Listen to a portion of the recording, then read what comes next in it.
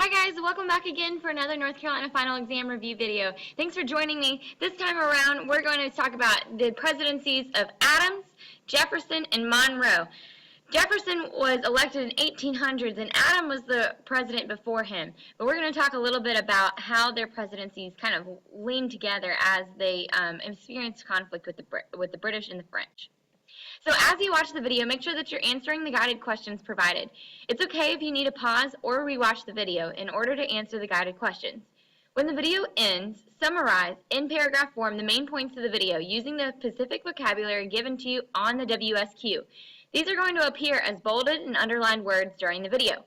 Then finish by asking one question. This can be something that you're still confused about, a general question, or a discussion question that you think the class might enjoy hearing about.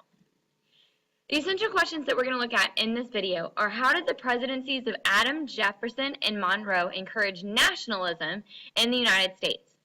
What domestic and foreign policies shaped the presidencies of Adams, Jefferson, and Monroe? So, at the beginning of Adams' presidencies, there had two political parties had formed in response to the debate over the way to interpret the Constitution. There was two ways to interpret it. Either you would interpret it strictly, meaning that the government could only do what the Constitution specifically said that it could do. An example of this is raise an army. That was specifically listed in the Constitution. A loose interpretation of the Constitution said that the government could take reasonable actions that are not outlined in the Constitution as long as they're not prohibited. They cited the necessary and proper clause that was a part of the Constitution. The two political parties that formed were the Federalists and the Democratic Republicans. The Federalists wanted a strong central government, meaning that they wanted the government of the United States to be stronger than the individual state governments. They were all for a loose interpretation of the Constitution. They thought that the central government would need a loose interpretation of the Constitution in order to get done the things that it needed to get done. The Federalists also wanted to aid businesses, create a national bank, and support high tariffs. They were mainly northern business owners and were supportive of any sort of policies that would help their businesses. And the Federalists are led by Alexander Hamilton. The Democratic Republicans wanted state governments to be more powerful than federal governments. They wanted a strict interpretation of the Constitution because they wanted to limit the power of the federal government to what was already previously stated in the Constitution. They favored agriculture and they opposed the national bank, thinking that it gave the federal government too much power. They also opposed tariffs. And these were mainly going to be skilled workers, small farmers, and plantation owners, and are mainly going to be found in the southern states. And they're led by Thomas Jefferson. John Adams became the second president of the United States, and he was a Federalist, meaning that he did want a strong central government. The French and British had been at war with one another over the French Revolution. The French had rebelled, and they wanted the United States to get involved supporting their revolution, but the United States would not. The British wanted the monarchy to remain. So they were trying to pull the Americans in on their side. So French warships and privateers started seizing American merchant ships.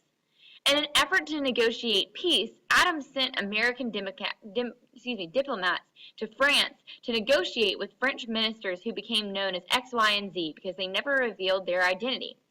X, Y, and Z demanded bribes in exchange for peace. And this made Americans really upset because they felt like they were being tricked into getting the loyalty of the French.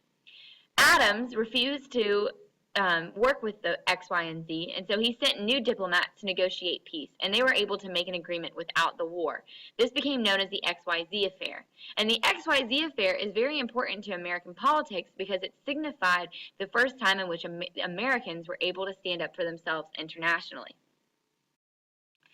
The Alien and Sedition Acts were passed to protect the United States from foreign enemies, just like the French and the British were becoming. It raised residency requirements for citizenship, and it also allowed for fining and jailing of those who criticized the government. The Virginia and Kentucky resolutions were passed claiming that the Alien and Sedition Acts were unconstitutional. They said that they took advantage of the Americans' rights.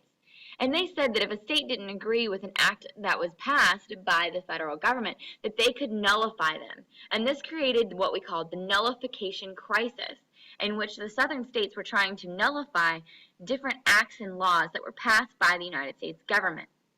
And it created the question of who had more power, the states or the central government. Thomas Jefferson wins the presidency of 1800, and he was a Democratic Republican. A lot of people referred to the election as a revolution, even though it technically wasn't, because it was the first time in which a political party had to give up power. The Federalist Party, that had been in power under Adams, peacefully gave over power to the Federalists after losing the election. Thomas Jefferson wanted to gain the port of New Orleans because New Orleans was an important trade port for the United States. So Jefferson, who purchased Louisiana from Napoleon. Napoleon was the leader of France because French was at a very, very expensive war with the British still over the French Revolution.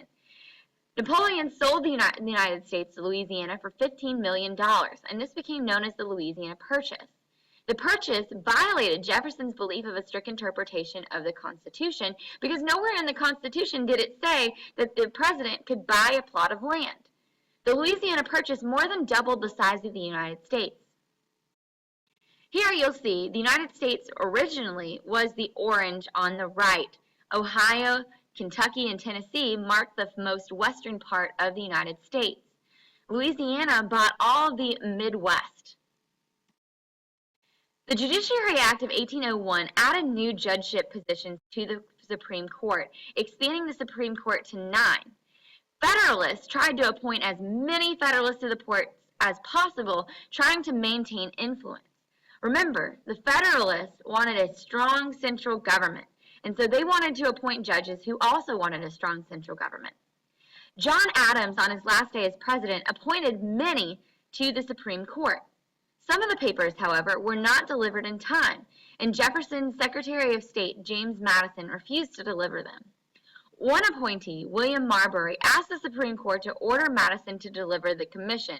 So Marbury sued the Supreme Court in the case of Marbury versus Madison. Chief Justice John Marshall ruled the Judiciary Act of 1789 unconstitutional, establishing the Supreme Court's right to judicial review, meaning that they had the right to declare state or federal laws unconstitutional. The United States found itself in the middle of the war between the British and the French. The United States had declared itself neutral and was trying to trade with both nations. However, the British began seizing American ships headed for France, forcing the sailors into impressment, meaning that they forced them to serve in the British Navy. The British were also aiding Native Americans in the West, who then were attacking Americans who lived on the Western Front. Jefferson responded to British impressment with the Embargo Act of 1807. It ended all American trade. However, the Embargo Act of 1807 drastically hurt American businesses trying to trade with the British and the French. A group of politicians in Congress called the War Hawks wanted Congress to declare war on the British. The Americans and the British signed the Treaty of Ghent, in which no territory changed hands, but America proved itself as a strong military nation after the War of 1812. Henry Clay, a leader in Congress, suggested that we should unite the nation under some policies, and he called this system the American system. There was 4 parts of the American system. 1, a tariff or a tax that would protect American industries from abuses by other countries. He wanted to sell government lands in order to raise money for the national government. He wanted to maintain the national bank. And he also wanted to provide government funding for internal improvements or public projects such as canals or roads. It was never implemented as a unified policy, but it did establish some protective tariffs and a bank.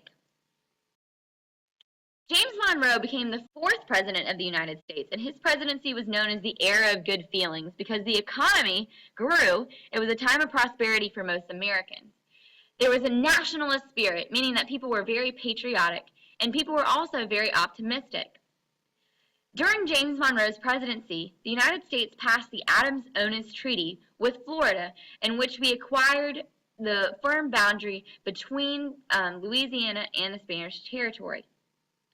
James Monroe also established the Monroe Doctrine. The Monroe Doctrine is very important for your North Carolina final exam and also is going to come back up in American 2. The Monroe Doctrine stated that the United States would view any European attempts to further colonize the Americas, either North or South America, as dangerous to our peace and safety. The U.S. will not interfere in the internal concerns of Europe in return. The Missouri Territory applied to join the Union as a slave state. However, this was a problem because it would disrupt the balance of power between the slave states and the free states. So the United States passed the Missouri Compromise, which settled the first major conflict over slavery.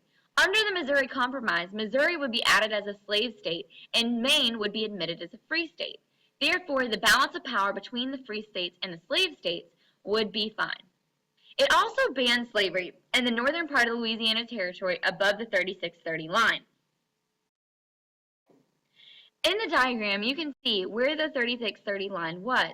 It was right up below Missouri, and so everything above Missouri would become free. You can see how this would become a problem as the United States continues to expand westward all the way to California. More than half of the United States would have been free. This would upset the slave states hoping to expand slavery in this territory. Don't forget to answer the guided questions. If you miss one, make sure to watch the video again, pausing where you need to. If you feel like you have a good understanding of the video, summarize it in paragraph form using the vocabulary words on your WSQ.